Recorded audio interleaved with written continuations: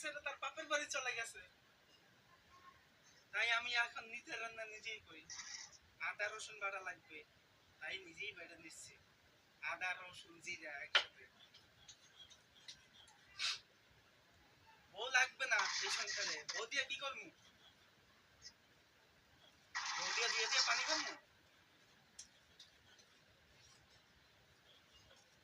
বিয়া করো বিয়া করো, এবার বোঝো বিয়া করে কি শাস্তি। অনেক সুখে আছি।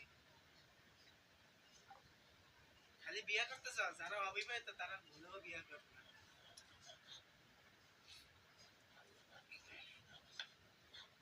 বিয়া করলেও যা, বিয়ে না করলেও তাই। অতএব বিয়া করার দরকার নাই। বিয়ে না করলেই ভালো আছো। খালি ভাবো বিয়ে করলেই না জানি সব সমস্যার সমাধান হয়ে যাবে, কিন্তু না।